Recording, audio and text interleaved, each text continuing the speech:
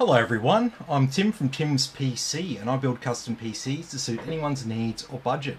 Also live stream my builds and repairs for transparency and educational purposes. So if you'd like to get an awesome new PC and you'd like to see it put together live, send me a message today. Okay, so tonight we're doing what we should have been doing last night. Puppy dog. Small puppy. Wait, you can just see her nose. like old mate's neighbour, eh? Home Improvement.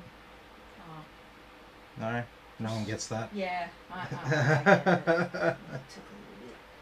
You're a very small puppy dog and you're getting in the way by looking cute.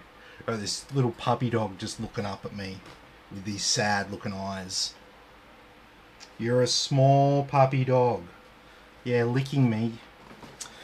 Alright, so we're doing what we were meant to be doing last night, which is this PC build for Stuart.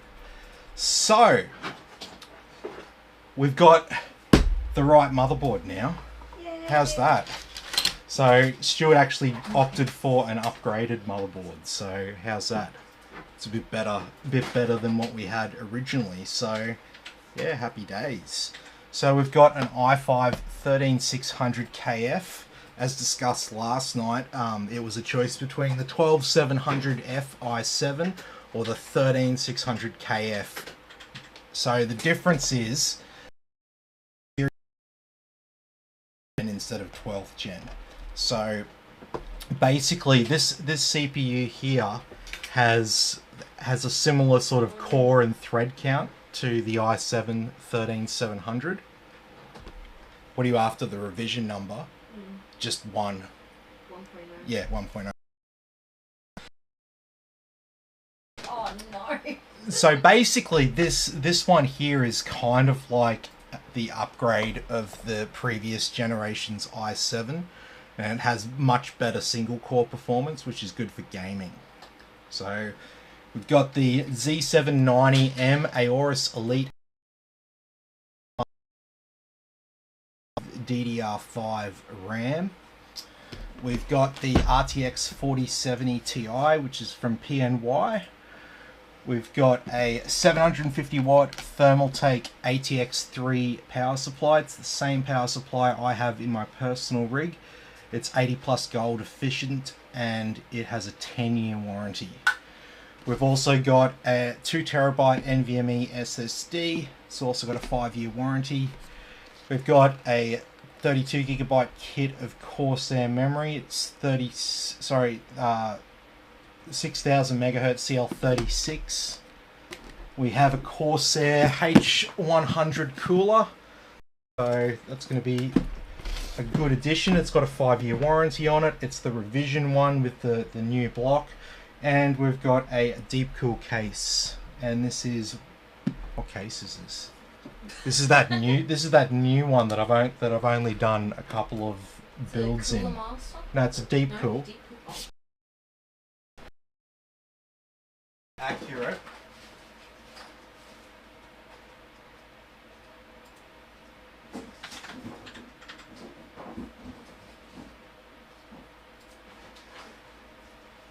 Okay, so this case is called the CC560 from Deep Cool.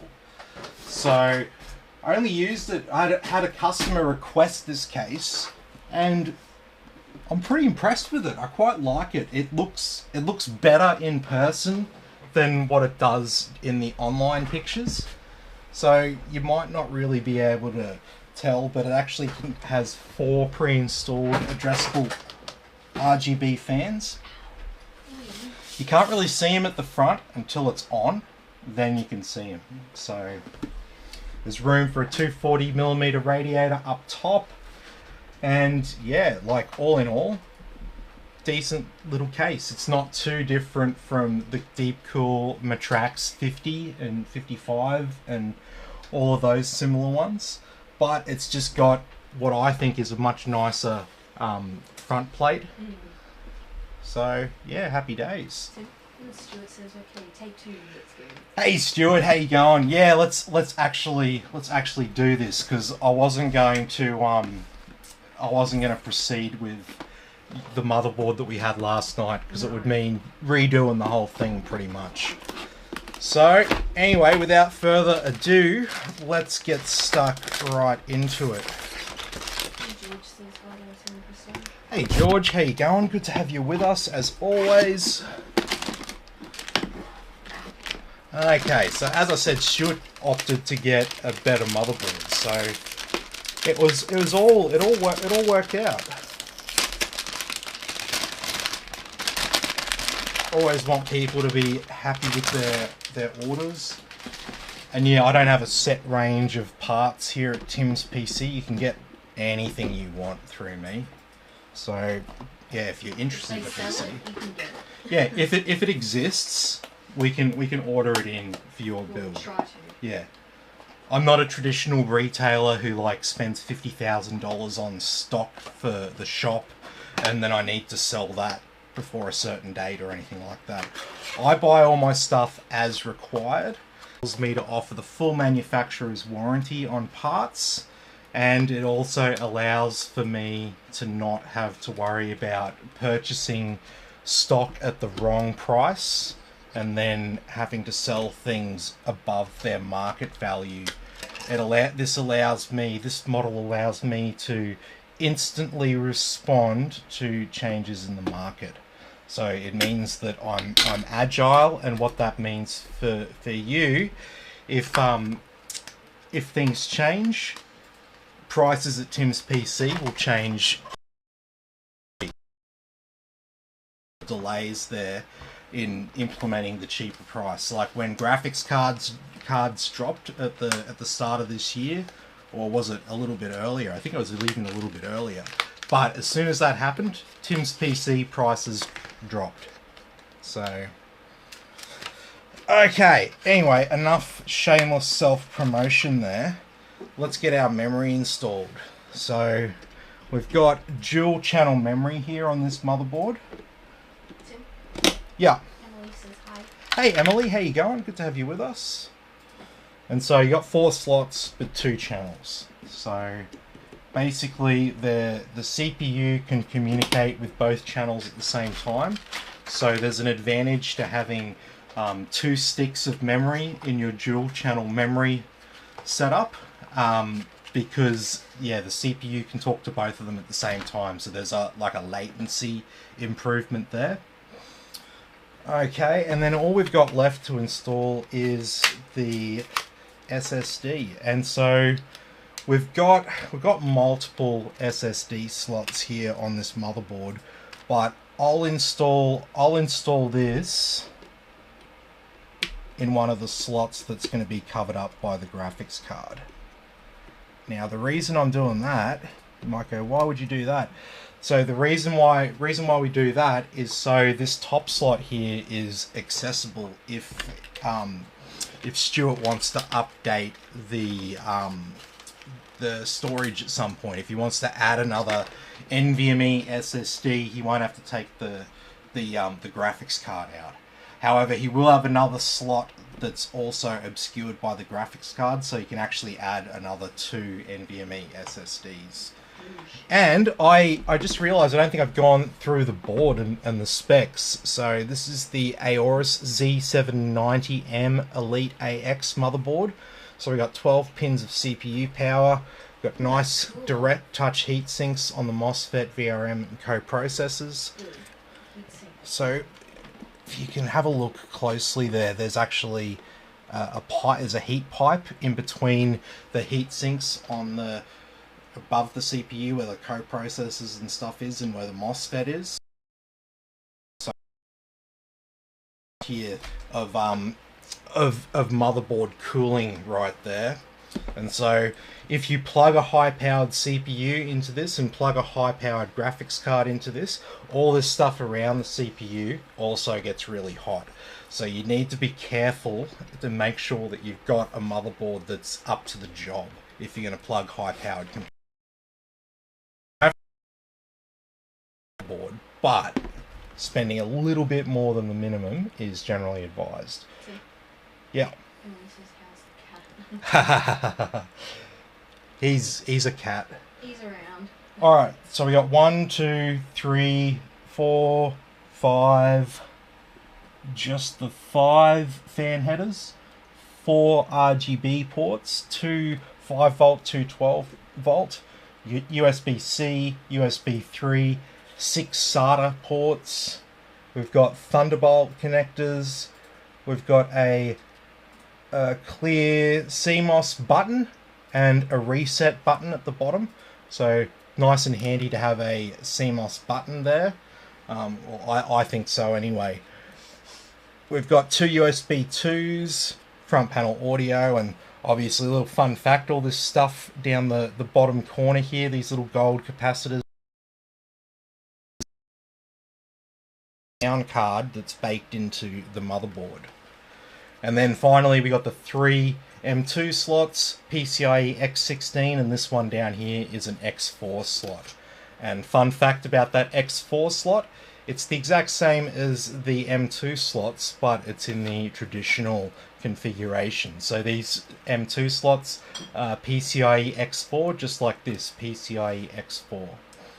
And then around the back here, we've got our audio output. So we got Sony Philips digital interface, aka optical out, 2.5 B ports, so 4 USB 2s, and the rest are USB 3.2, and 1 is a Type C there as well. We got Wi-Fi 6, Bluetooth 5.1 there, and that's pretty much all. Elite AX motherboard. Yeah. Stuart says, I really appreciated your patience as I worked out what I wanted to know.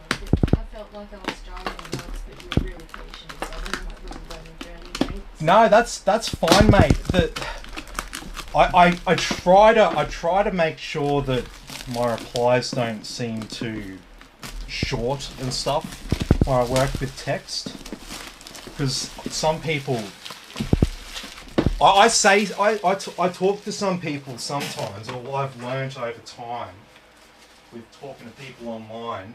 Sometimes I'll say something and I'm not trying to be rude or anything, and because you can't hear the tone of my voice when I say it, some people get very easily triggered by things, and I'm not even trying to be an asshole. Like when you're trying to say how much the average person spends on a PC, and they're like, I'm not the average person. Yes, that's hilarious. So I get customer inquiries, right? And they don't know what they're looking for. And so one of the things I tell people is the average person in 2023 spends $1,500 to $3,000 on their gaming PC. And I'm not making this up. This is just what people spend on gaming PCs in 2023. It doesn't matter what people spent in 2015. 2015's gone, and there's been a shitload of inflation since then. So you can't look at the past. You've got to understand where we're at now. And so where we're at now is, that's the average that people spend. Plenty of people spend more than that average. Plenty of people spend slightly less than that average, but basically everyone needs to spend roughly that to get a decent modern gaming PC that plays all the modern games. Anyway, so I'll say that to customers who don't understand. Maybe like 1 or 2% of the time I'll get someone who writes back, oh, well, I'm not the average person. And it's like, what are you talking about, you idiot? I'm not even talking about you. I'm not trying to insult you. I'm not trying to say that you're poor or anything like that. All I'm trying to do is you said you don't know anything about computers or gaming PCs or any of that. I'm just trying to give you an idea of what people spend. Oh, so that's probably a more extreme example, but sometimes people get the shits with smaller things, and I've had situations where I've said something and I've annoyed someone, and it's like, I was not trying to do that. If I was trying to do that, you definitely know about it.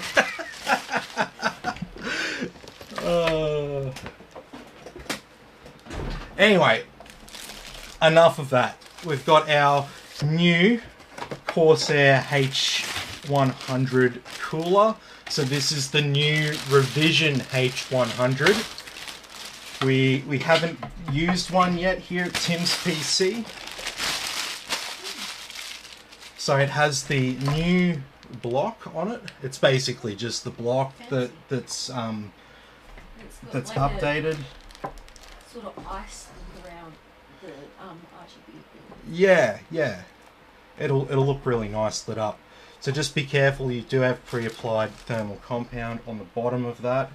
So just be aware. Don't stick your fingers in it. I've seen people like I'm not saying that I've never done it. I've done it, but I notice that I've done it and I clean it up. Sometimes I'll get a PC that comes in like a walk-in repair, right? And they're like, yeah, I built my own PC, and I open it up and I can see all the thermal paste all over it. And I think the person thinks they've sort of cleaned it all up, but they haven't. I can still see the outline of where they've gotten thermal paste all over everything. Oh, what am I doing? This is the wrong. That's the wrong backplate there. Don't want to do that. That's not going to fit. Remember all the dramas we had with the backplates on that on the back plate on that cooler from last night? I've got a backplate. I got a backplate for it. That's no problem. But I have to drill out the holes on the brackets that come with the cooler. So I went to the hardware store today and I was like, surely I can get a circular file. And the smallest one I could get, I was looking at it, I'm like, I'm not sure if this is going to fit. And yeah, it's like 0.5 millimeter sort of too big to be of use. So yeah, a little bit annoying there. Okay, got new style bolts here for the cooler. So these came out of the LGA 1700 socket bag, so I'm assuming it's all good.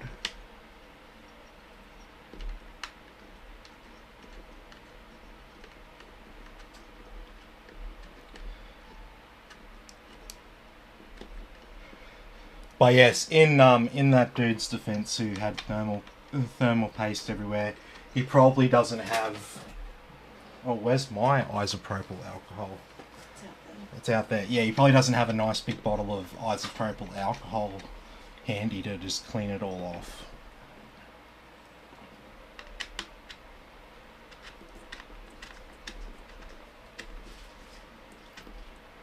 Yes, isopropyl alcohol. So if you go down to Bunnings, you'll frequently find this stuff out of stock on the shelf, because while people like me use it for cleaning things to do with tech, do you know what the other main use of that is? It's used as a solvent in DRUGS production with METH and similar. So yeah, Bunnings tries to not really have too much of the stuff on the shelf, so you might find it hard to pick up. Yeah. That's a mighty build. Yeah, this will be awesome. Hey everybody. Hey Ladios, how you going? Good to have you with us as always. Let me get this new revision cooler mounted, and that's definitely on there. Yes, it's making good contact. Alright. Surface tension wasn't enough there, but that's okay.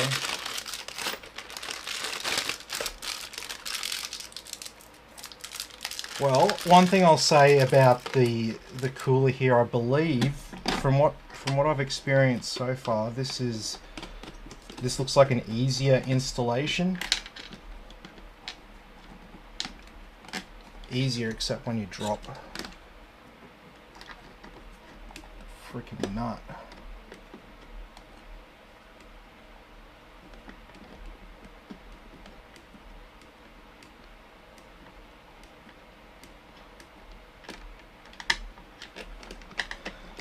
Well, eat my words.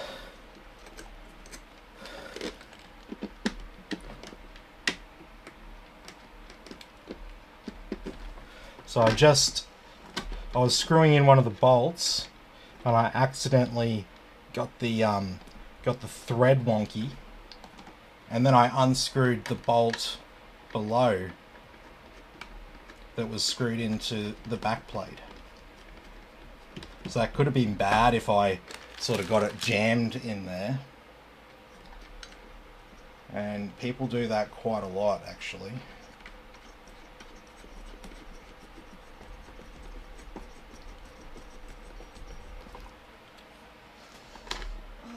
Bailey, you have a smelly dog. Oh, the dog farted.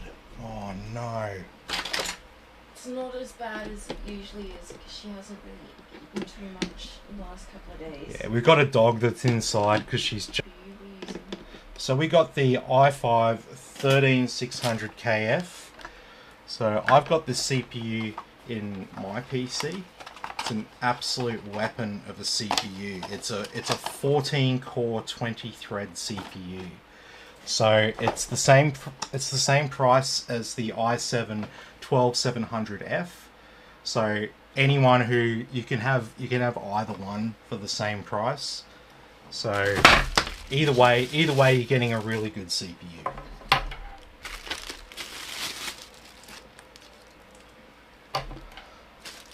Okay.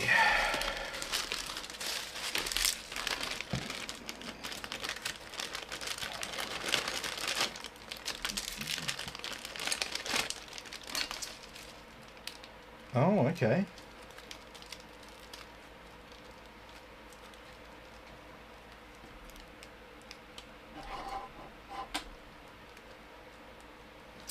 Well, that's handy. So, Corsair. Now, if any of you guys watching are familiar, even though it's Corsair, you don't actually have to use IQ for this. We can set these up without using IQ at all. So, yeah, happy days. I'm sure they've done that to save money.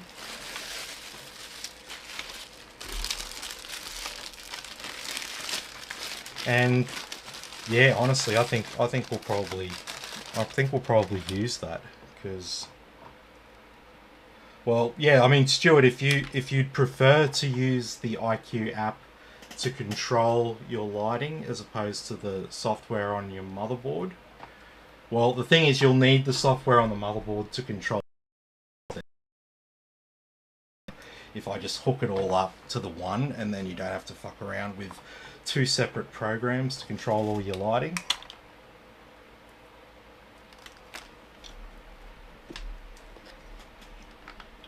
But yes, let me know because I can just go into the other room and grab a controller for you. What is IQ? Oh, what is IQ? IQ is the software app that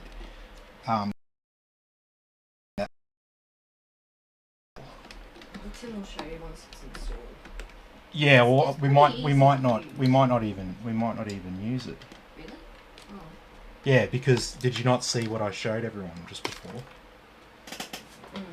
There's now this to 5-volt cable. You can plug your Corsair 4 pins into that, and it just goes straight to 5.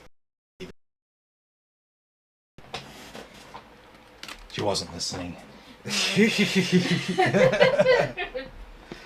Stuart says, I figure I'll upgrade to an i9 in 2 to 3 years. Yeah, you can upgrade to i9 if you want. I mean, it's not like I said, it's not a huge difference when it comes to your gaming performance. But what some people like to do, right? If they buy a PC, 5 years down the track, they'll start to keep their eye out for anyone selling a system that's, or a CPU, I should say, that's used, that's like the top CPU from its generation. If they can get that at a good price, then they do that. Speaking of good prices, Letty also says I Intel, but I managed to grab a 5800 X3D for 199. Oh wow. I couldn't say no. I hope I won't need to upgrade for a couple of years. No, that's fine, man. It really is.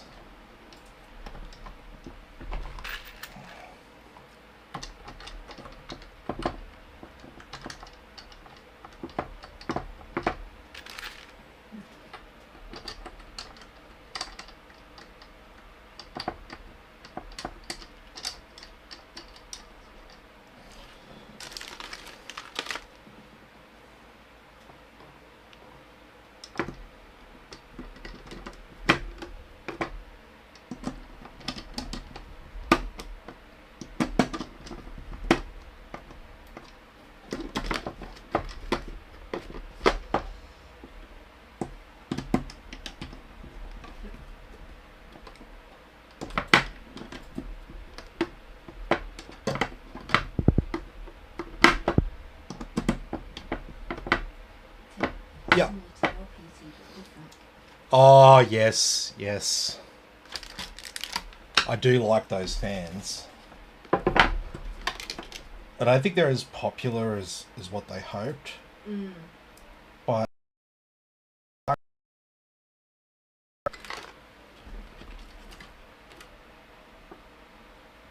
just like them because they're different.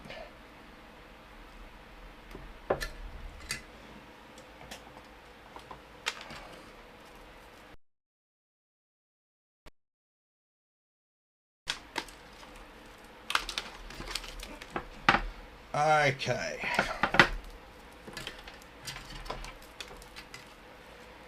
So that is our board all prepped up and ready to go. So it's going to be roughly like this inside our case. Just make sure that you have your wires facing the right way, because it'll come back to haunt you. Usually this tempered glass here is double-sided.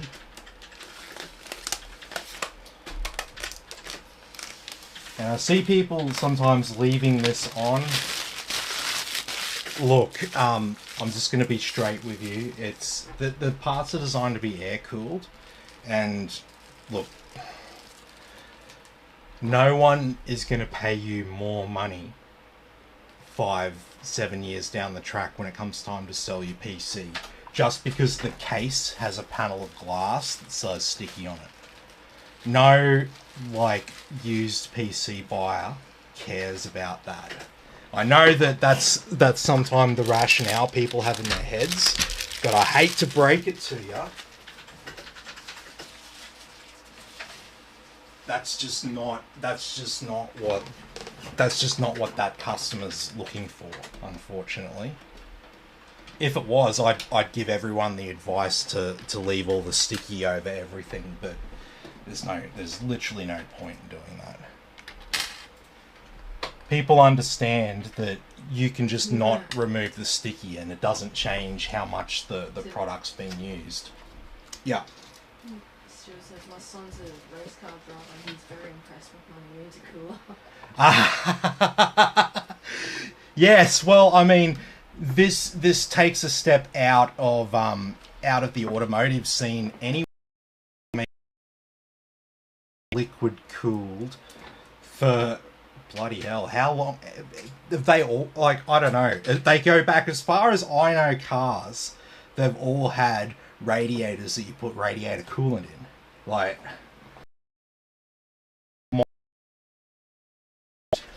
you know. I think much before that too. Yeah, well, see, my knowledge on cars starts to get a little bit murky before 1970. I'm sure some people watching here will have a much better understanding of vehicles. They first used antifreeze. Yeah, so it's I had to look that up. they've been using liquid cooling for ages. Like, some people get scared, and I tell them that the only thing to be scared about is the pump dying. It's not like the system's going to leak water everywhere. I mean, if that happens, that's a really rare failure. Mm-hmm.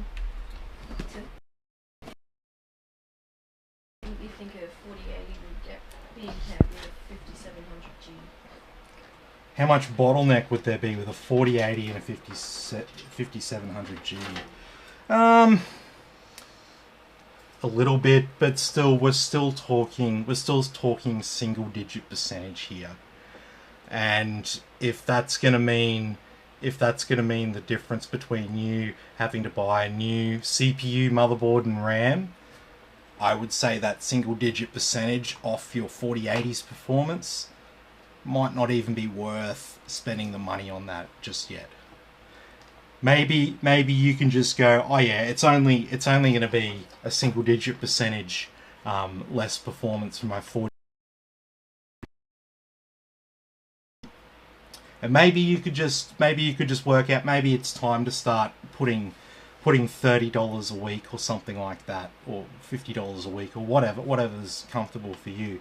Maybe it's time to just start putting some money away to save up for the new AM5 platform with AMD, or get a Intel 13th gen platform, because there's basically no bottleneck with a 4080 with both of those platforms. So yeah, but like I said, probably not a single digit percentage off on a 4080.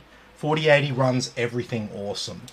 So what's the point in spending an extra $500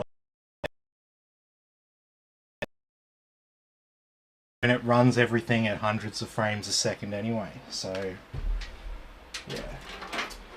Anyway, that's sort of my thoughts on that. So I wouldn't build someone a PC with a 4080 and a 5700G. I'd always go like the 5700X as a minimum. But yeah, I mean, if you've got 5700G in your rig, it's not like don't listen to the people who get really freaked. I said, it's a very small percentage that you're talking, okay? As long as you've got from Ryzen 5000 up, it's working okay with RTX 40. Not too much of a bottleneck there.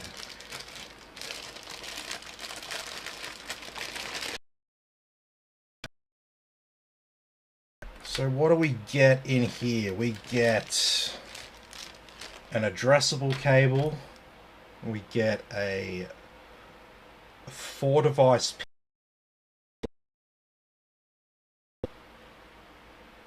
Oh, okay. Yeah, well, we might. Oh, okay. So they're only DC fans, but they've given me a PWM splitter. Okay, no worries. So PWM means 4 pins, and DC means 3 pins. And you can plug the DC in to the PWM header. That's fine. The PWM header is what's on the motherboard with the 4 pins. And you'll notice that there's a piece of plastic behind the first 3 of them. That's what lines up with your 3-pin DC header there, the grooves on the side. The plugs are directional, that's why it's got that bit of plastic there, so you don't reverse the polarity on it or whatever. Okay.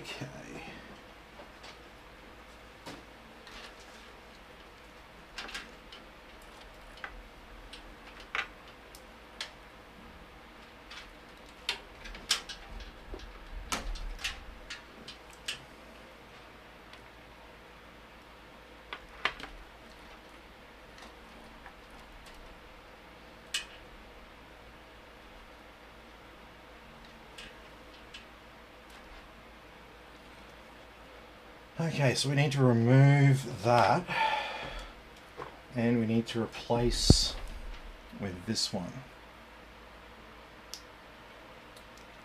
Okay, so that's daisy chainable. Okay, so this goes to the motherboard.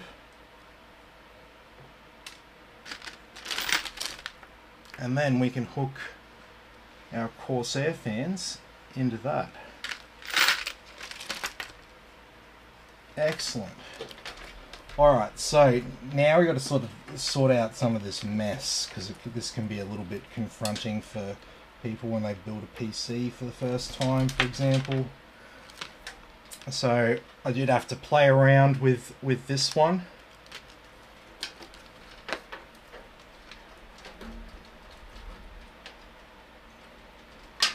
So I didn't want to use the included controller because I want to hook all of our fans up to the same circuit so they can all be adjusted together.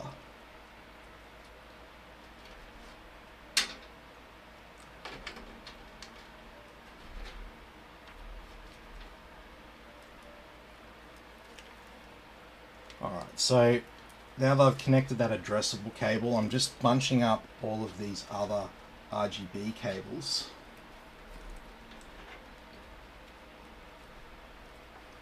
And we can just put a cable tie around them. So they do give you some included cable ties. And my advice for cable management, alright, and this is completely unwavering advice, is never go to town on the trying to make the cables all neat at the back. Think about it rationally, okay? If you have a problem and you need to replace a part, you don't want to have to cut off 20 cable ties around the back for something that you never see with the back panel on.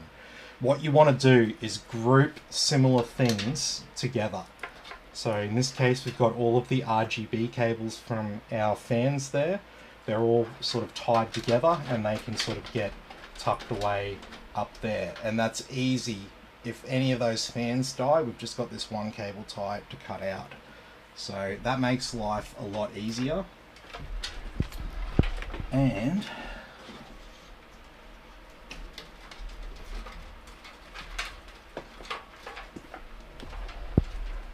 one thing I noticed just then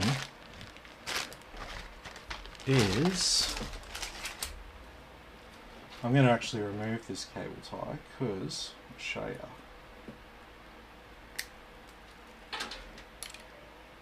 And so yeah, you might ask why do I take that position really strongly? Okay, so I've repaired people's computers where they've got it all cabled up. Do you know how easy it is to accidentally cut a cable? And then if you cut a cable, you got to fix it, and that adds so much to the work. So don't make it like hard for yourself.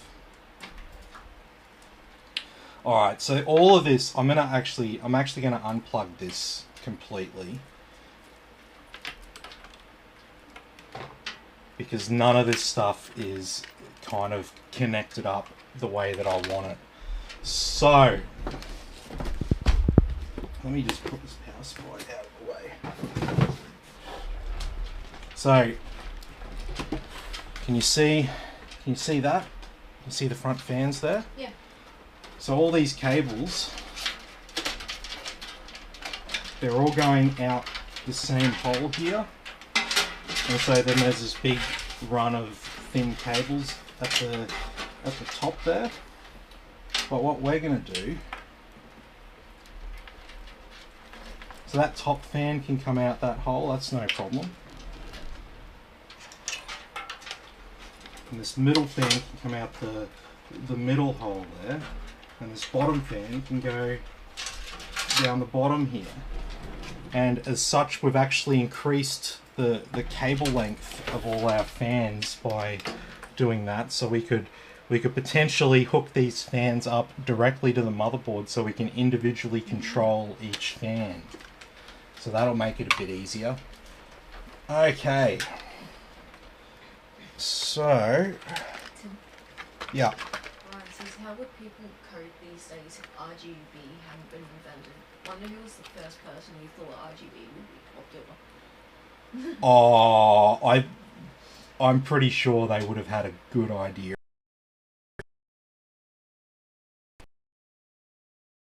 It was starting to be popular around 2003.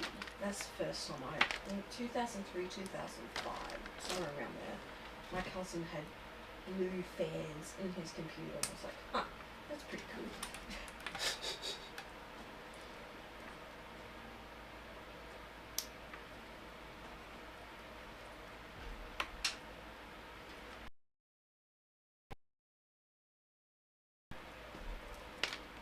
Okay.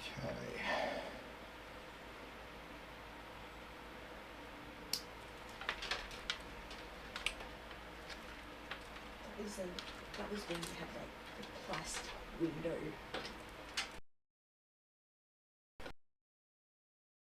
Good old plastic side panels. Okay, so I actually don't need anywhere near as many cables as they give you for this. I've got it all hooked up here, and then where are we? Fucking hell, that's a long.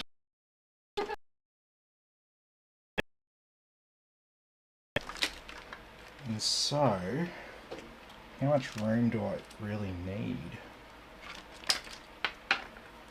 That should be fine.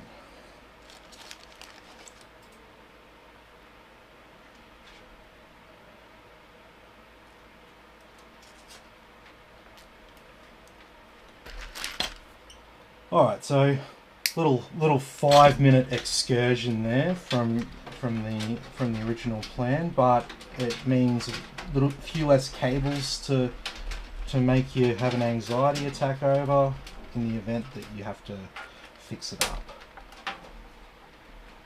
Alright, so pull this cable out. This one's got to go to the mother. And now we have 1, 2, and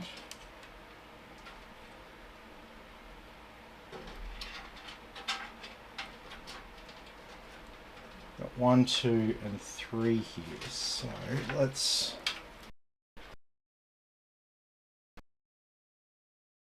so one of the biggest rules with this PC building stuff when it comes to managing the cables out back is don't get your wires crossed.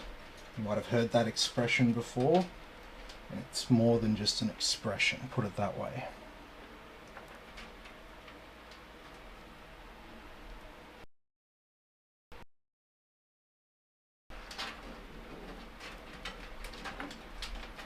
So, what's our situation like? So that can go there, we've got one there, and one down the bottom.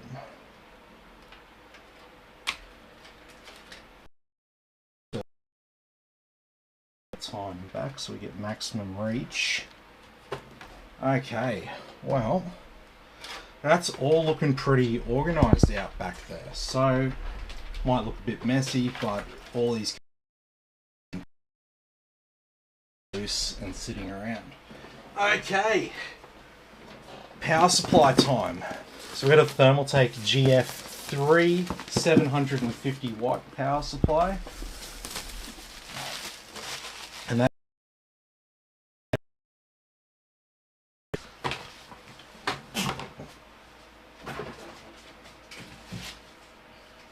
the RTX 4070 Ti is actually a very powerful, a very power efficient.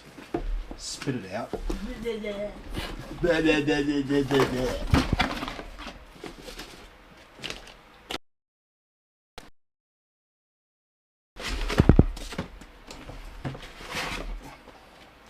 And so, unlike something like the 4090, you're never going to see it go over, like, it's never going to hit 400 watts. It just won't.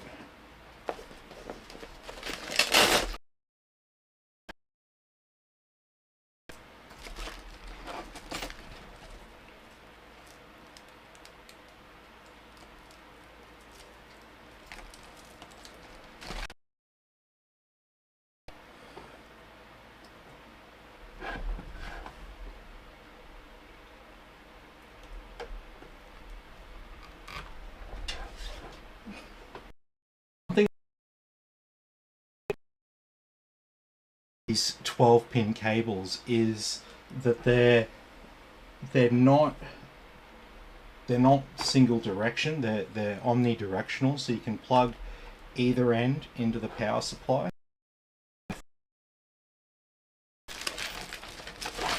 Before you start freaking out.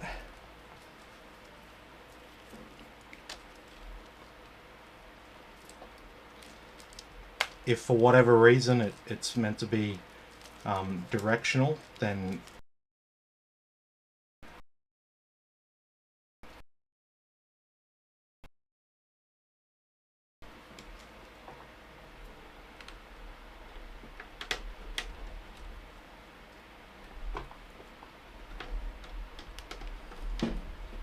alright, so then all we need is CPU power.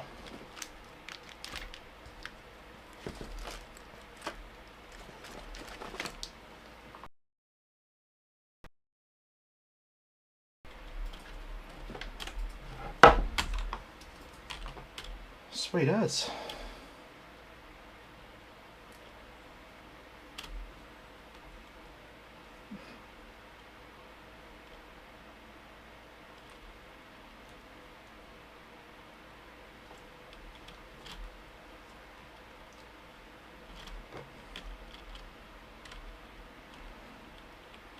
Okay, so we've got 8 PC, split one of them into the 2 4s, and then what we're going to do is we're going to put a cable tie around this cable here just to make it like a nice neat connector there.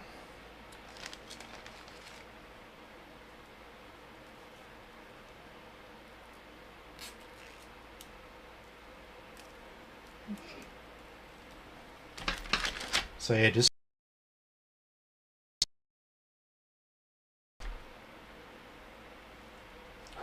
and then yeah, that just plugs in like that, and then all you see, it just looks like one 12-pin cable.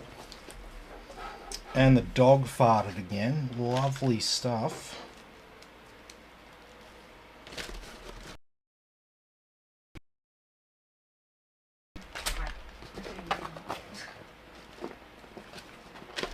Thanks, Bailey.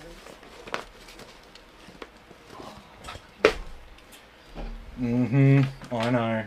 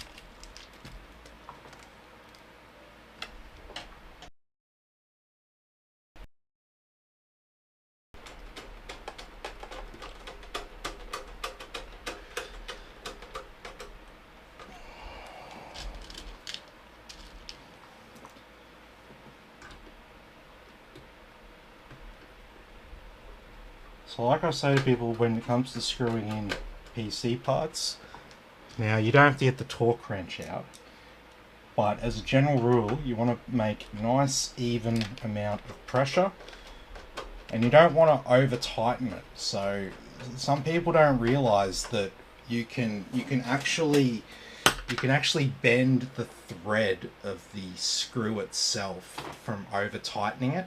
Just like an engine has like a rev range that it runs well in, a bolt has sort of like the same thing for the amount of tension that it can support. Above a certain level of strain on it, torque on it, the metal starts to deform, and that'll deform the thread of the bolt. So you want to not super tight, but you don't want it loose, obviously, and you do want an even amount of pressure. So yeah, like I said, no need to get the torque wrench out, but you do need to be aware of that. Because I think sometimes people just get a little bit sort of scared when they build a PC, and they tighten everything real tight, and they start getting into problems that they never thought about. And then they have to call someone like me, and then they have to pay, you know, good money to borrow my time to fix their computer. And the whole point of them building it themselves was to save money. And that's just another reason why sometimes it's easier just to go get someone to build your PC for you.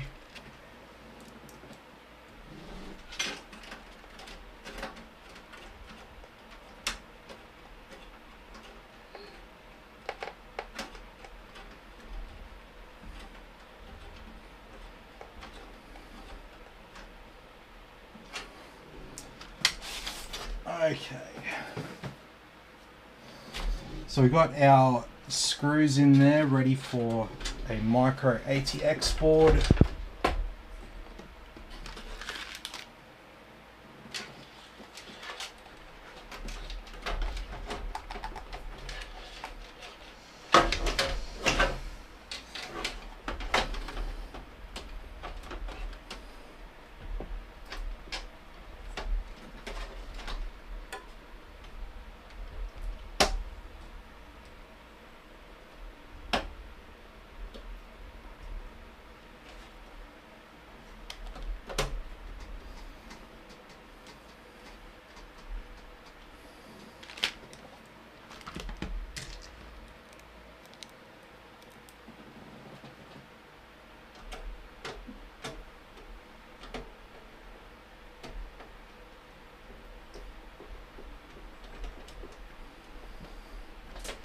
And yeah, another pro tip on bolts is lined up properly. If you put a very light amount of pressure on it and twist the bolt anti-clockwise, so in a loosening direction, when you hear the bolt sort of make a little tap sound, and it's now in a perfect position. And once it's in that perfect position, then you can sort of tighten it down without sort of stressing out too much.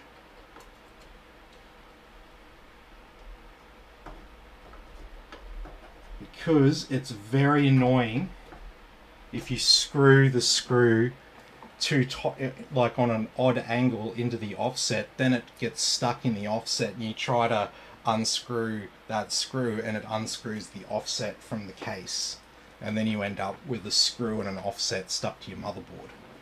So that can be fun as well.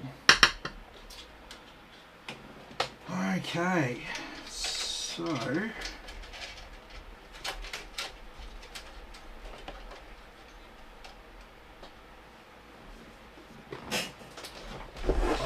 before we go much further, we want to get some stuff sorted at the top.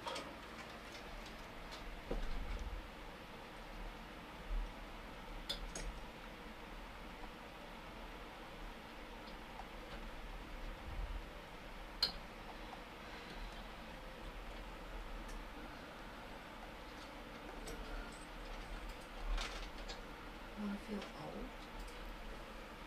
It's been about 25 years, pretty much to the day since I was a kid. I saw one for the first time. 25 years? Yeah, that sounds about right.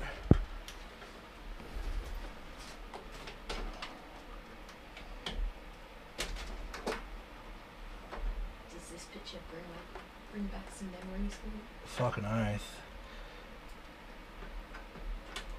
Chunky Pikachu. How good was Chunky Pikachu? Then he got skinny. Ash, stop feeding him. Yeah, I know. Everybody loves Chunky Pikachu. Stuart says, Tim, I read there is a significant bump in power phases between S7 and 60 and Z79. What is a power phase? What is a power phase?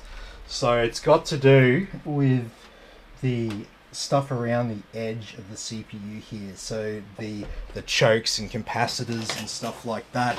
So basically the power phase is one of those capacitors. So a motherboard will have a rating of basically how many capacitors it's got. This is simplified, by the way. And yeah, basically the higher the count, the more power can be the more power can be utilized by the CPU. So the thing is, it's also, the other thing is, it's more stable when you're pushing your CPU really hard.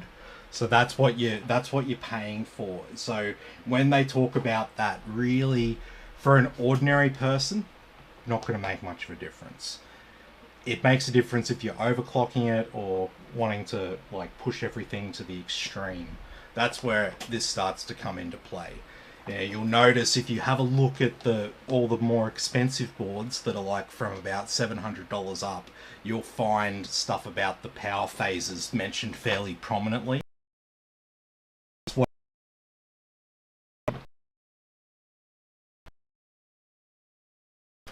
So yeah, how much power it can sort of deliver to the board and how stable that power delivery is the short answer.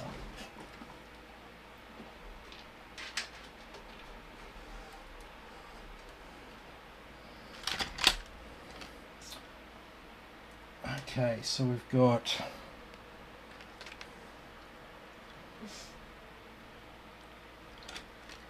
a total of 6 fans. We've only got five fan headers.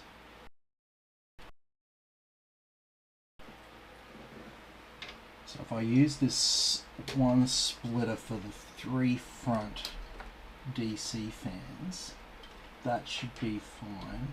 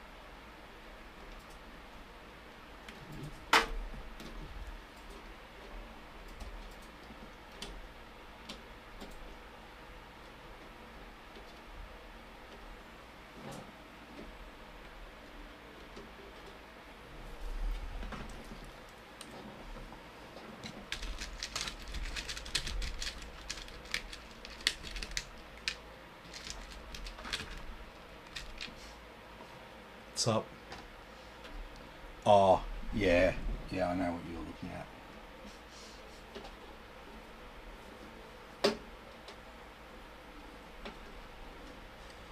You know they got an answer for that though, right? You know what the apologetic is, right? Well, God made humans with age. That's why they've got belly buttons.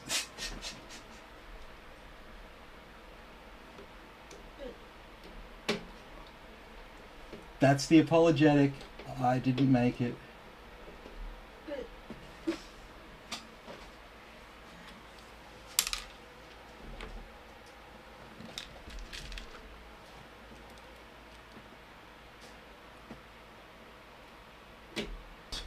Along the top of the motherboard there that we need to get installed. So now we can go ahead and mount our cooler.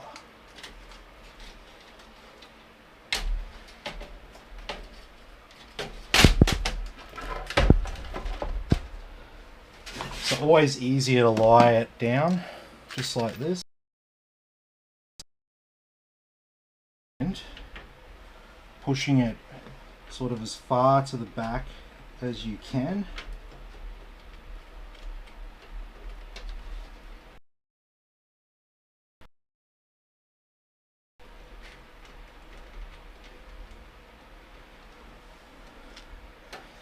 It just looks neater.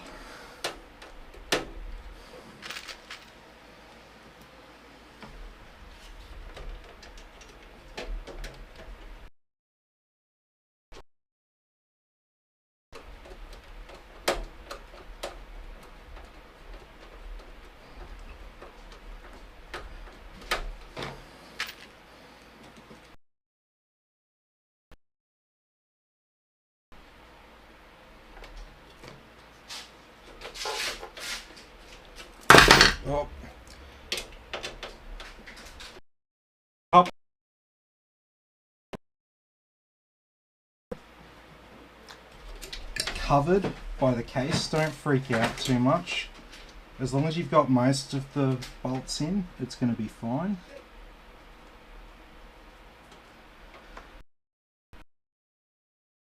Case right now, so we're looking at a radiator that's got 8 bolts in the top, but we're only going to...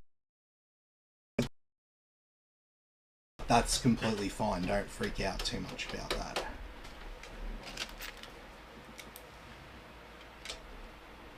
The reason why there's 8 screw holes for it is not out of necessity. Sides of it, or you can either mount fans to both sides of it, or you can choose which direction you want the fans to be on based on your case and how you're orientating it, etc.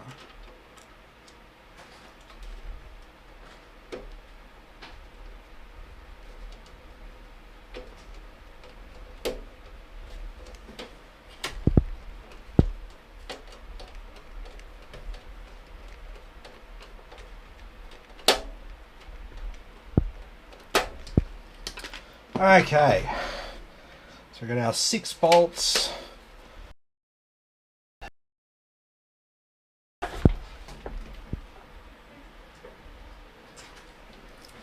So looking nice and neat and tidy. Can't see any of those cables. Alright, so now we just got everything else up the back here. So start with all these cables here. So we got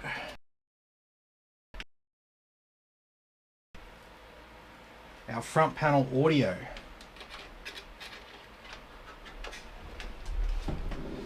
So to keep things neat when you've got a micro ATX board in a full-size ATX case, which is completely fine to do, don't feel bad about it or anything like that.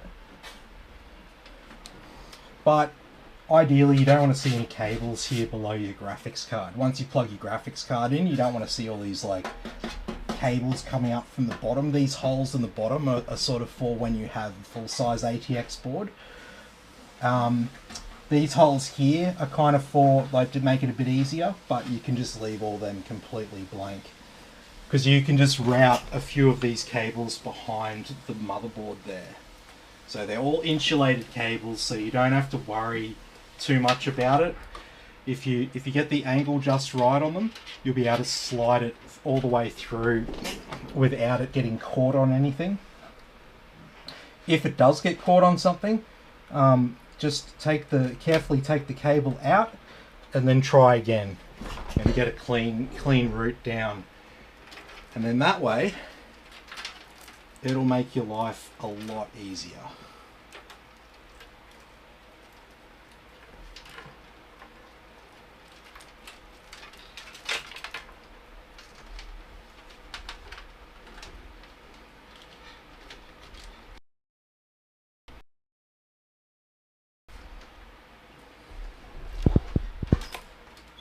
Okay, so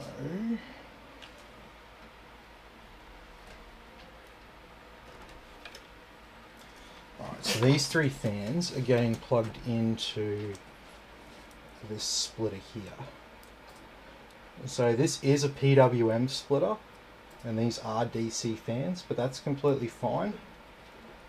But we will want to make sure that the fans are correctly set up in BIOS. And that's because of the issue with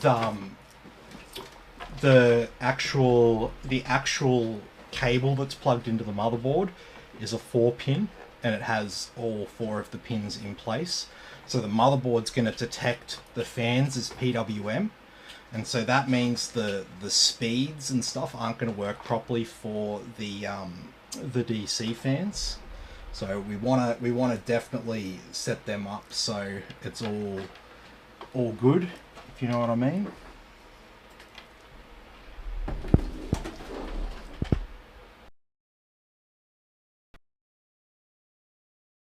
Alright, so these 2 PWM fans on the cooler, we can just set them down the bottom here.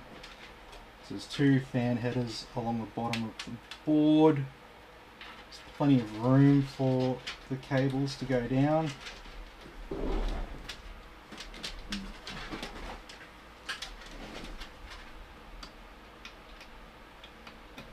Oh.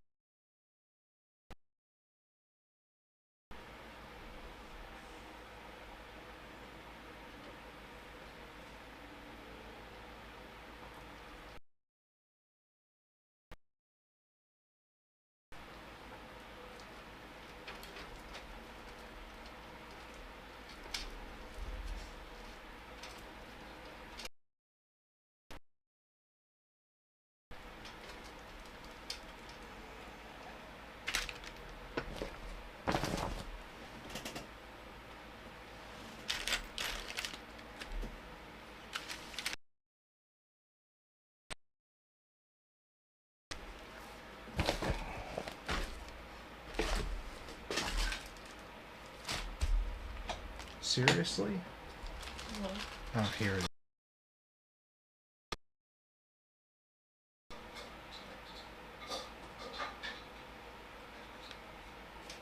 Check this out. Okay, that was weird.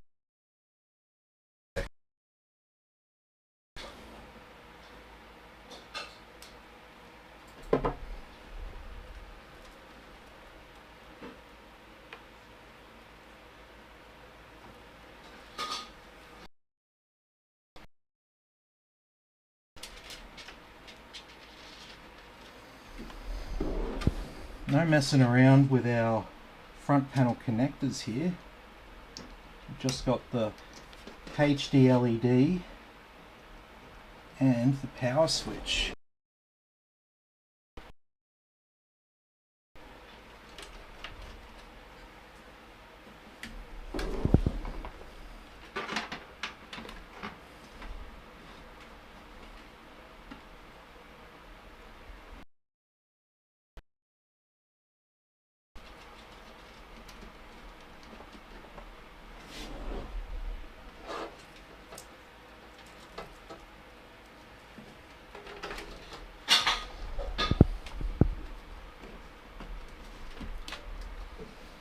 Okay.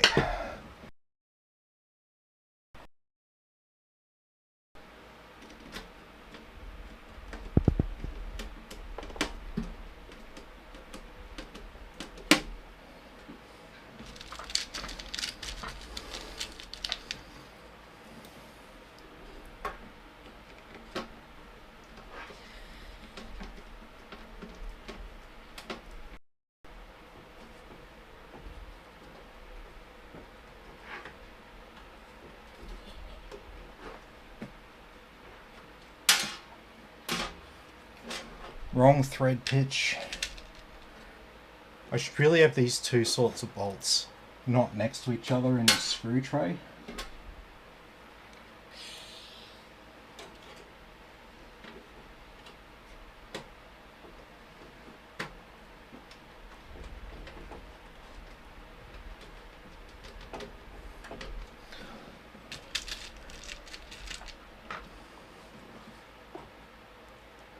Did you get a BIOS for this?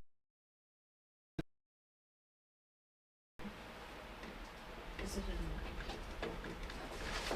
Oh, it's right in front of me. Hang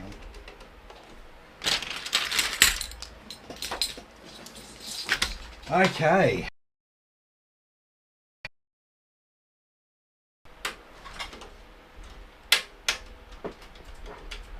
So I should have busted these out earlier.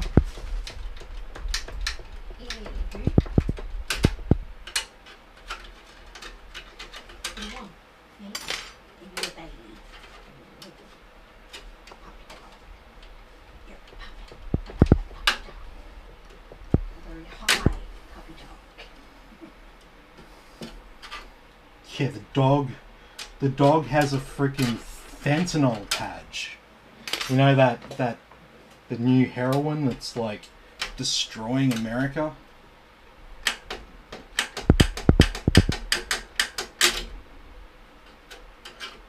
Yeah, that.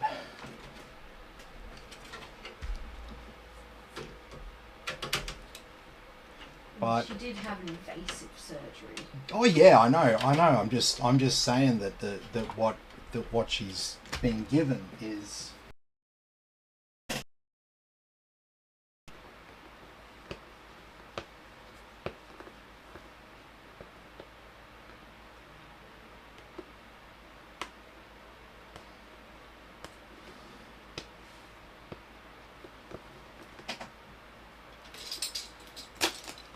sweet.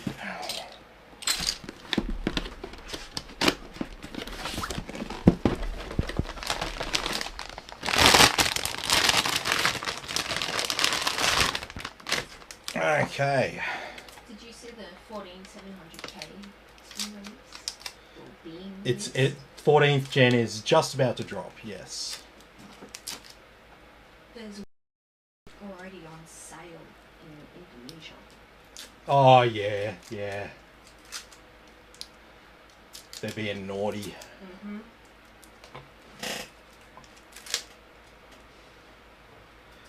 So yes, 14th gen Intel launches soon.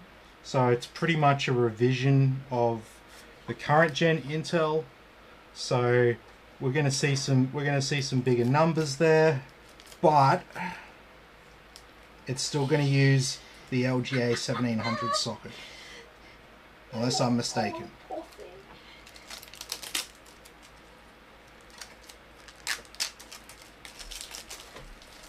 It's a tiger being chased by a goose.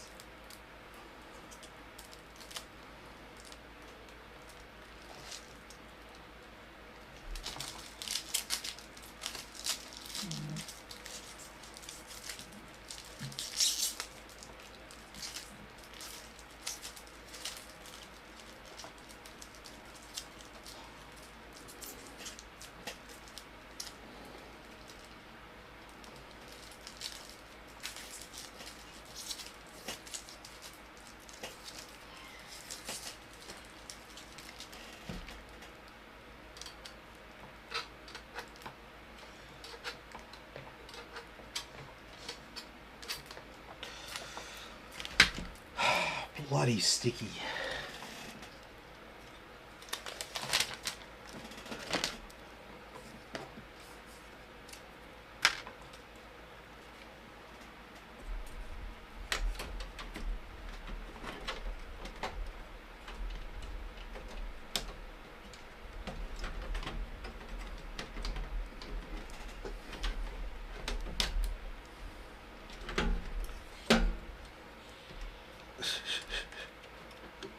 I'm getting caught on the plugs.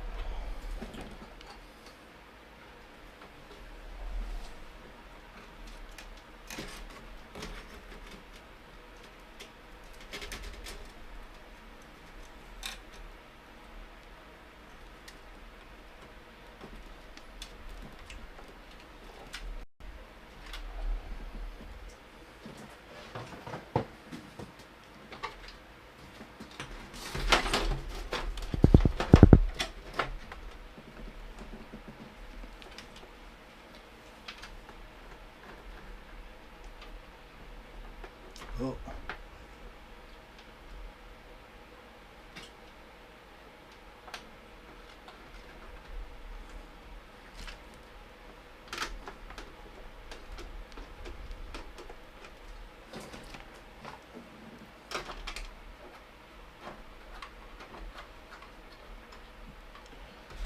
Okay.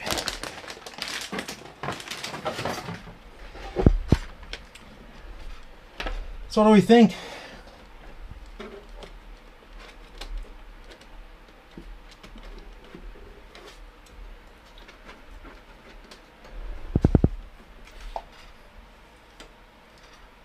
I reckon she looks the goods.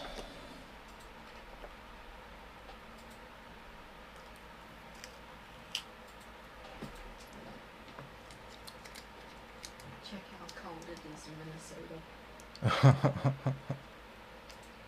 It's just like warm.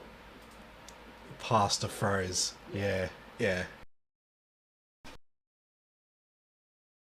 Alrighty. So, let's see if it actually works.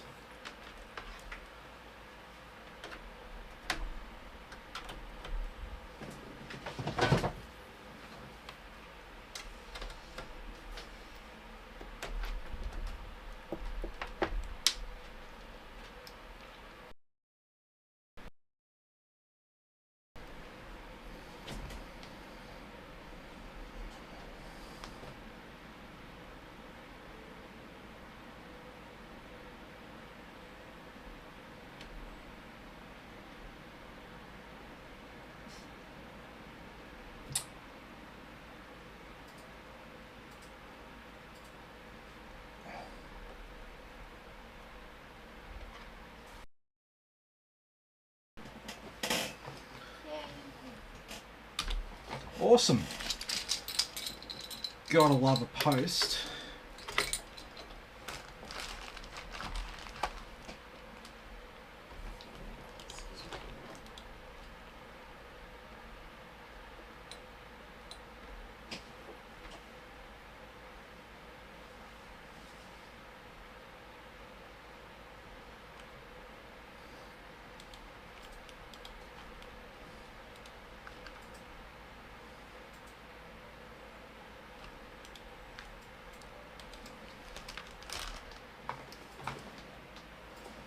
Yeah. Thanks, mate. Yeah, it's a nice clean build here tonight. And yeah, I'm pretty honestly, I'm fairly happy as an SI. I'm happy that Corsair have the that cable that came with the H100. That's cool. That means that, you know, if Corsair coolers are at a good price, I can buy them for ordinary users who have other RGB in their case other than Corsair branded stuff, and then they don't have to use two programs to control their RGB. That's pretty good, right? Right?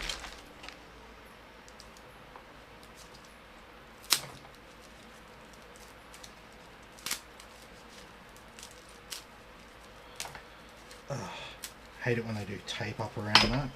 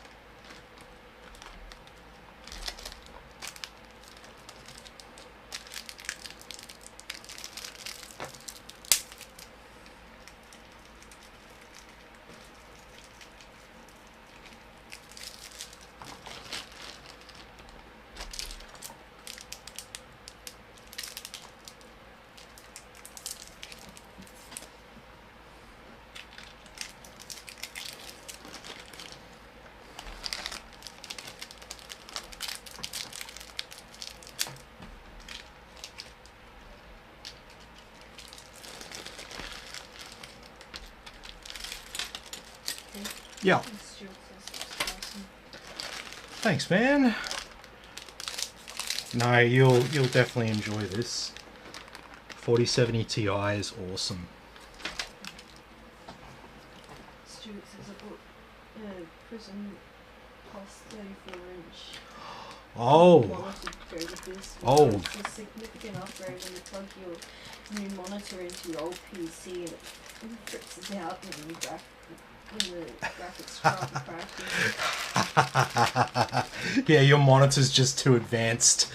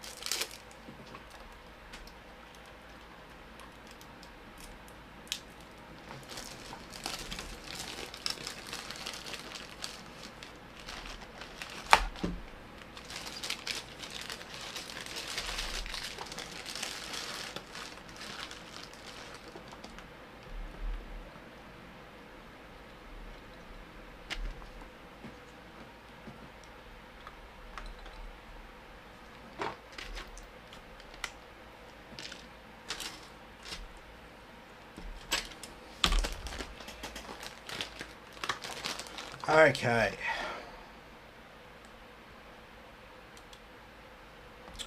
So there's our XMP profile. That makes our RAM extra fast. Well, it runs at the advertised 6,000 megahertz speed. Yeah. Stuart says, I have to say though, it was quite hard to find an NSYNC compatible card under 1200 in the ultra wide format. Prism Plus really stands out. Yeah, no, they are good monitors, man. You'll definitely enjoy that. The monitor is becoming such an important part of the gaming PC setup, so it's no point having this super advanced graphics card if you know, your monitor sucks.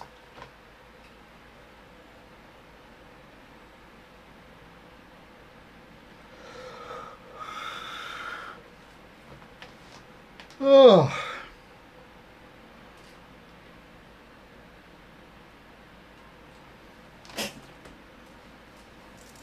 So tomorrow's Friday, and if I do a stream tomorrow, it'll probably just be to follow up on the pink PC from the other night. Oh, sweet. Yeah.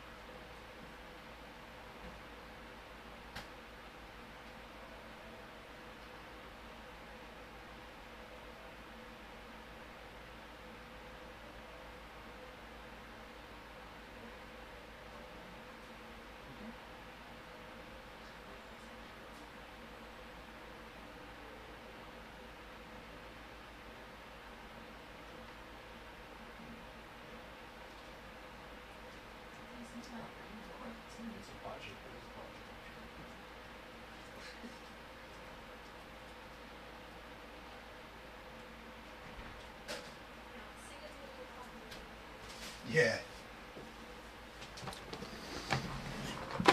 Okay.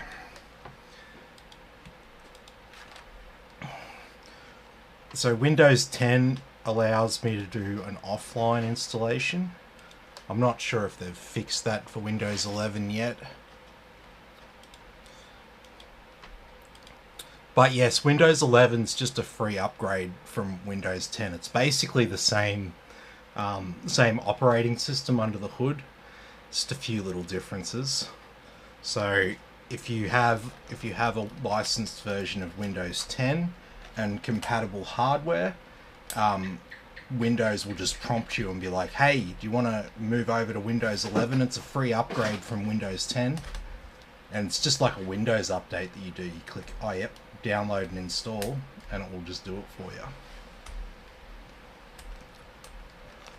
So if you're currently running Windows 10 and you'd like to upgrade to Windows 11, yeah, as long as you've got a modern enough CPU, that won't be a problem.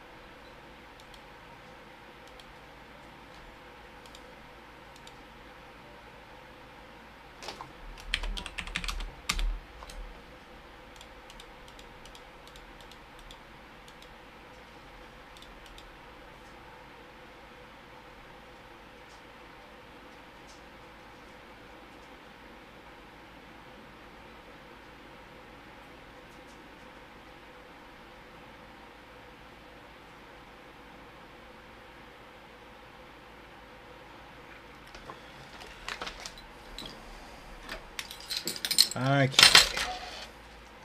so I've got a little bit of stuff that I'll install while we're offline.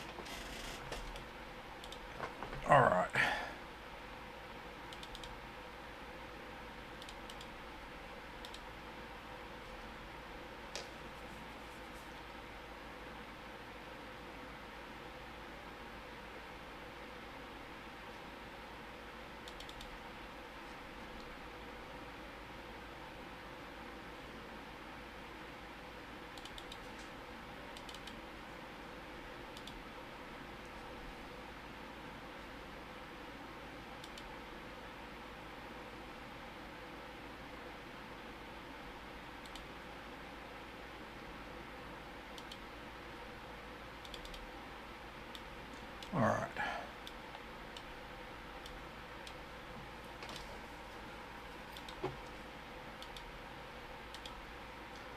Okay, so we've got the graphics card driver installing, and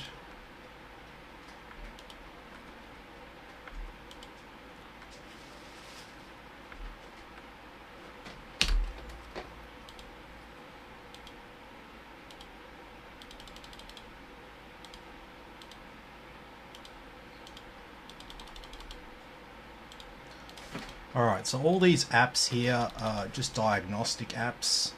Just tell you stuff about your computer. They don't take up much space at all.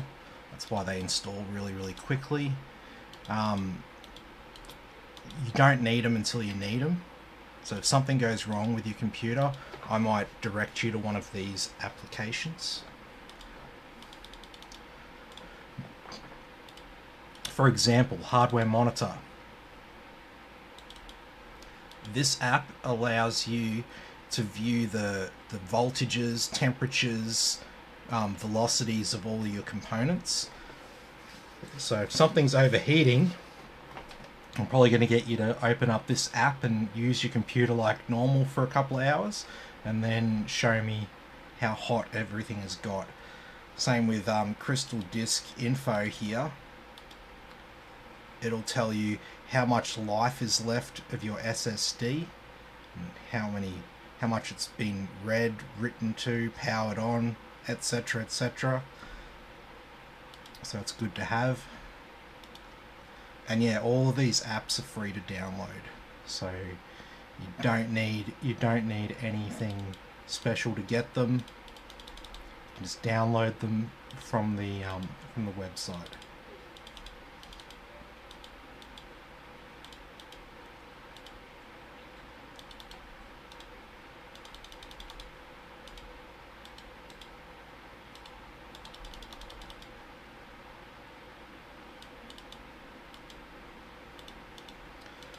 VLC is like the Swiss Army knife of media players.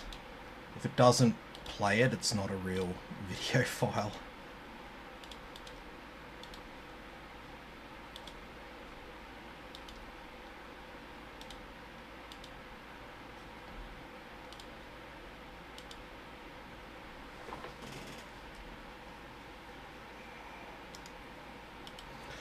Okay, I think that's all that we need offline.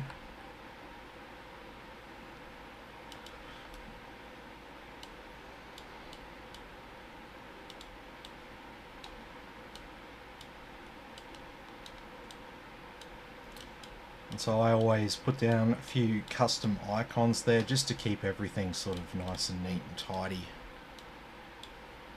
Okay, so now that that's done,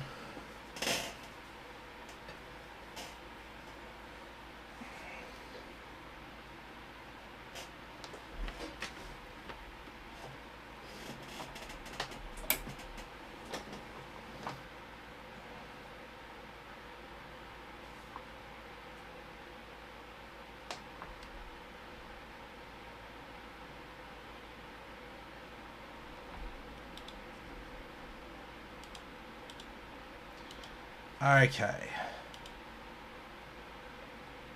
So now we've got internet.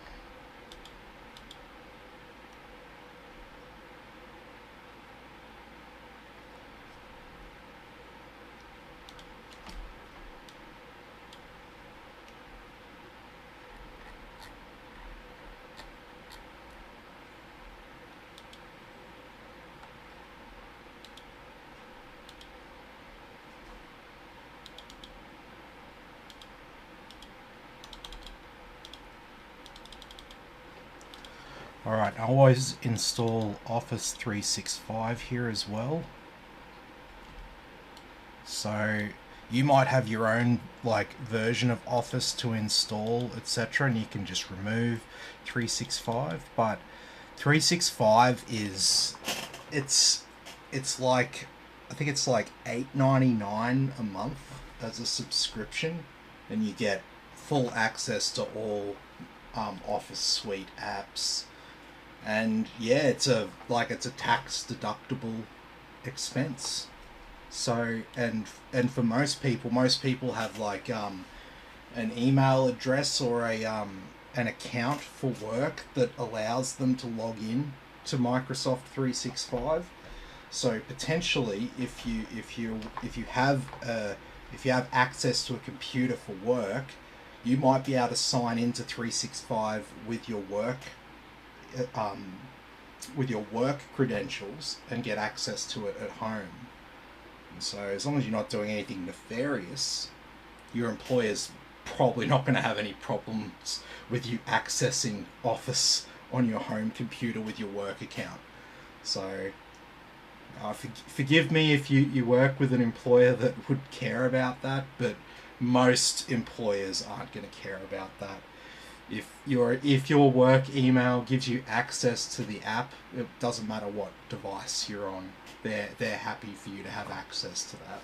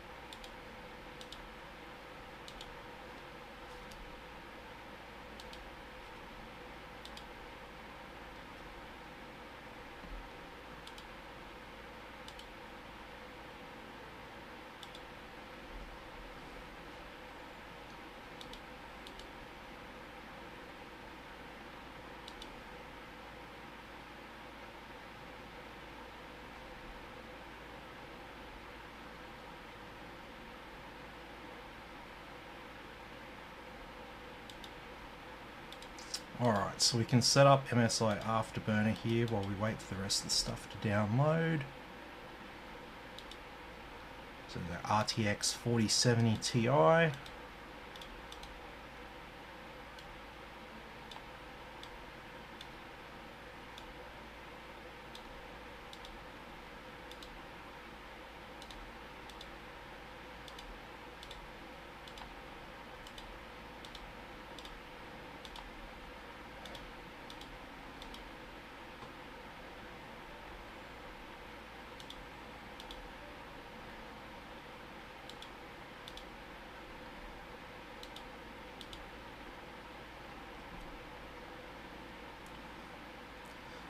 there's our USB drivers.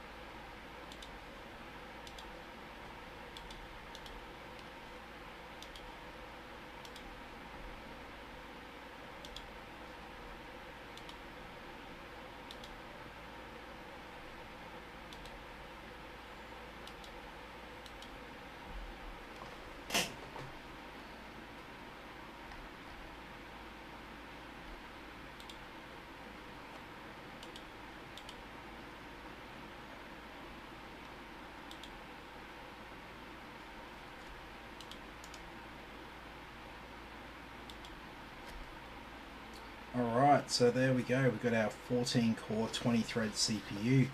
Because you got to remember, 13th gen Intel 13400F, which is the entry level i5, it's now a 10 core 16 thread CPU.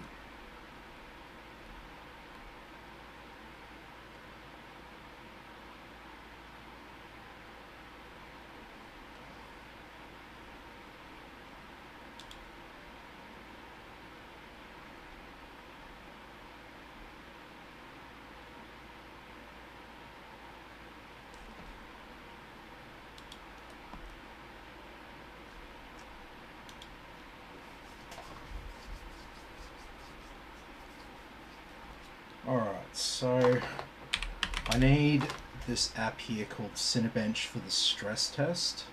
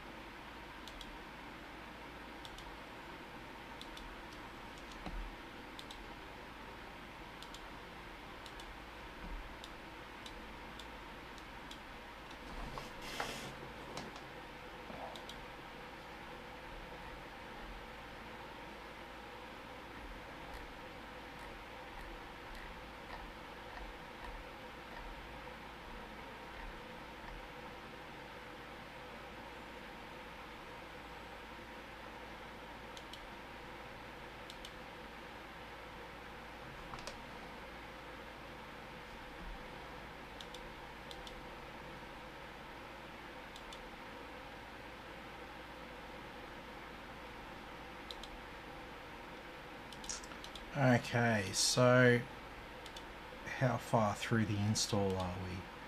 So we've still got, as you can see here, we've still got devices not showing up in Device Manager. And so this is because we don't have the motherboard chipset drivers installed. So that's what we're downloading here.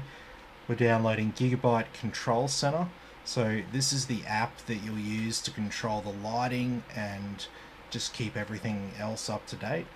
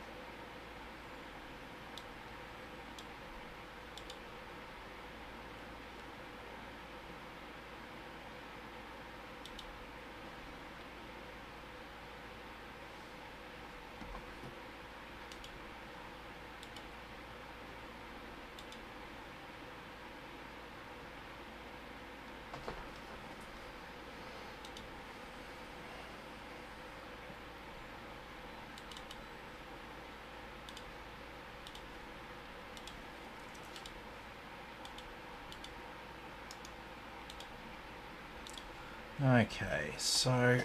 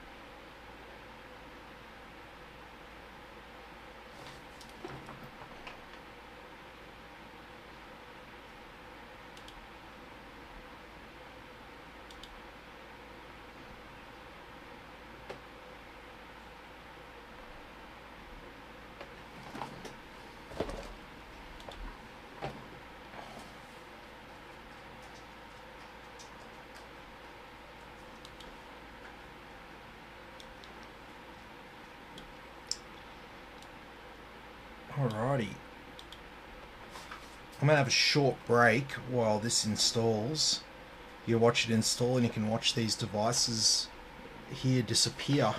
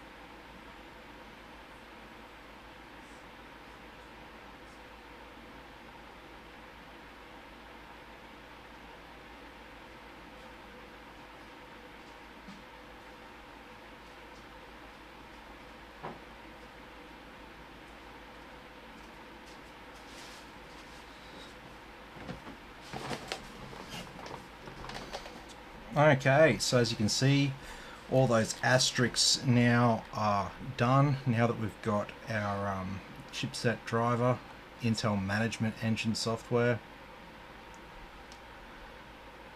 So now all of the random things on the motherboard are being detected properly.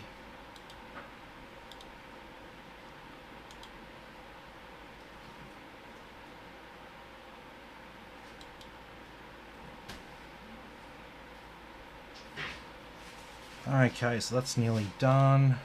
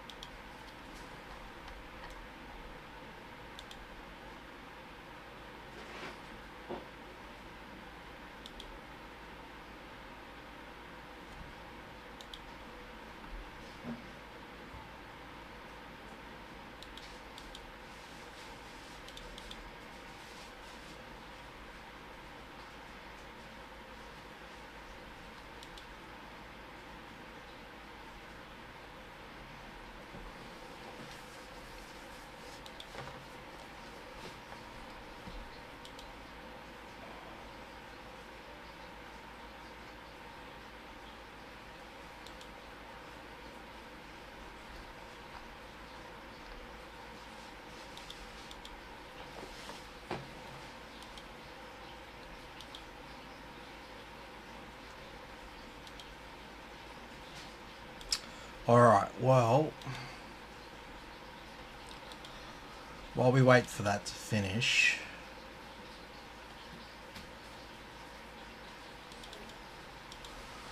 let's have a look at CPU Z here.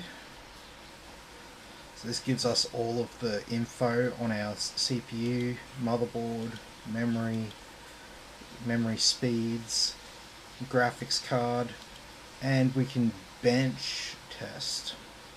So bear in mind we are doing some stuff in the background.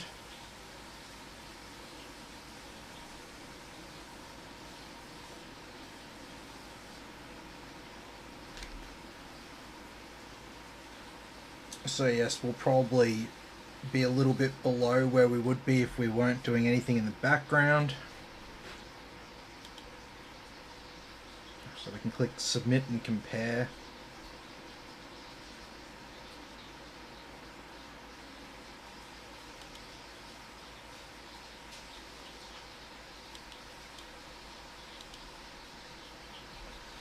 Okay. And there's our single thread result. So as you can see, right up the top here with the best that you can get.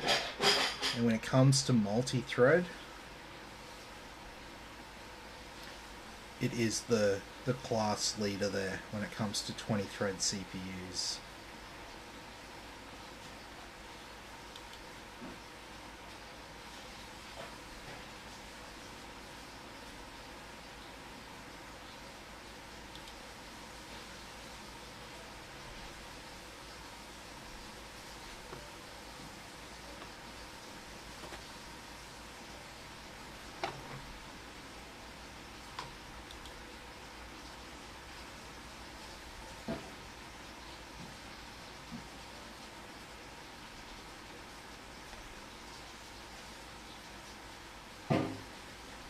So this is apples and oranges comparison, but it just shows you where things, where it sits compared to some other CPUs that you may have heard of.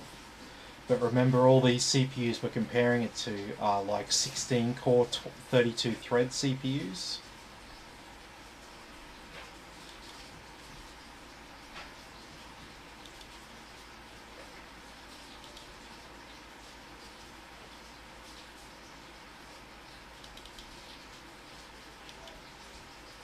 So you can use this to test the speed of your SSD. It's a little bit of a gimmick, really.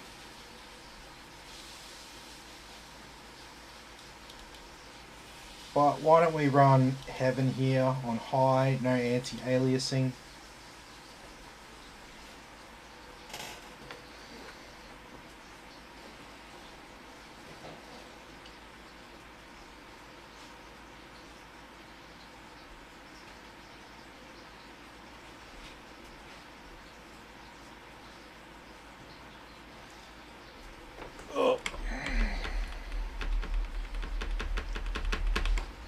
So all the statistics on the screen up the top left, you got your graphics card, temperature, usage, clock speed, wattage, your VRAM, usage and clock speed, CPU, temperature, usage, clock speed, wattage, your RAM usage, and this number here below RAM is how many frames per second it's currently running at.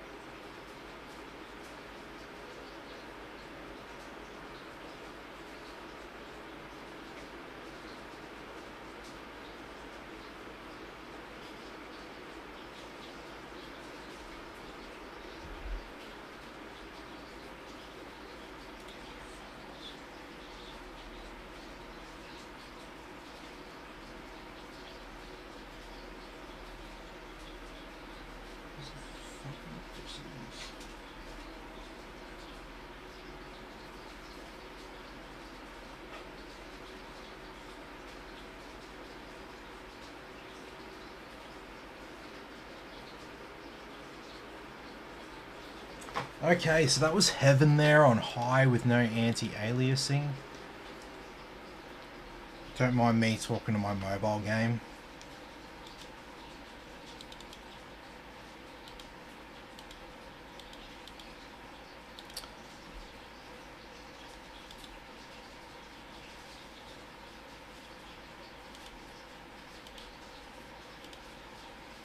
Alright, so next one we run is Valley on Ultra with max anti-aliasing. And Valley is a more demanding benchmark, so even though we're running it on higher settings, even if we're running it on the same settings, it would be more intensive to run.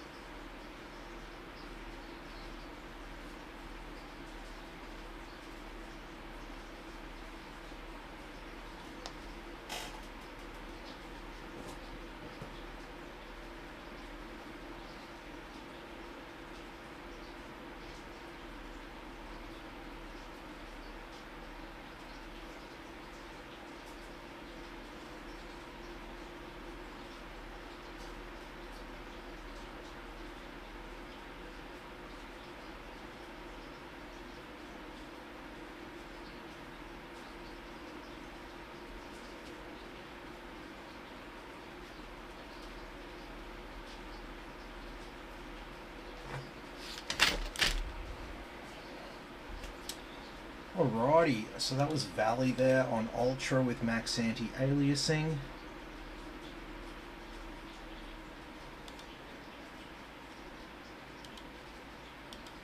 And then finally we do superposition here, which is our 4K benchmark.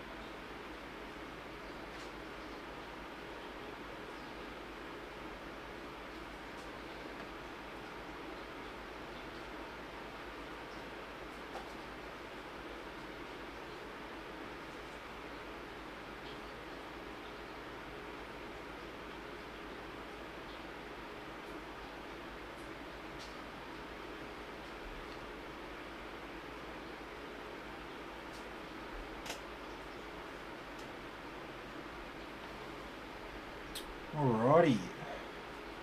And so that was superposition there at 4K. Okay, so we've reached the end of the night now. So this is the point where we run our stress test.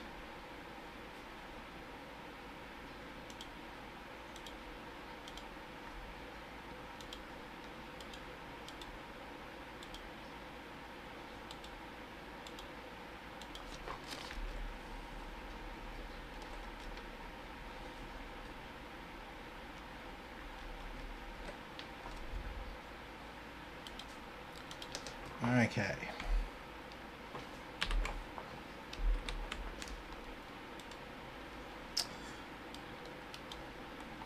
And so we'll set this up. Oh, what am I doing? We'll set this up for a 90-minute run.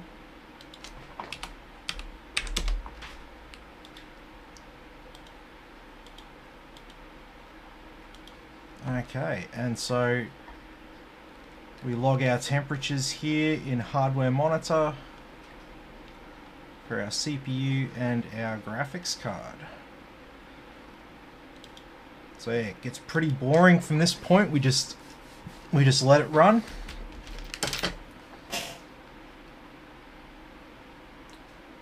But I'll just throw it over to anyone else who's got any other final questions or comments for me before I sign off. And Christine's chair. What's in the way?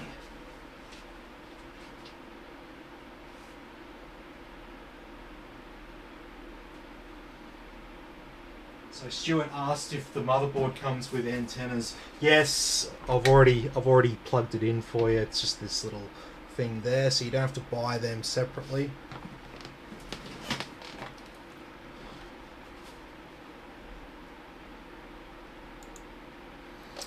Okay, so yeah, looks the goods. I really like it. It's come up a treat.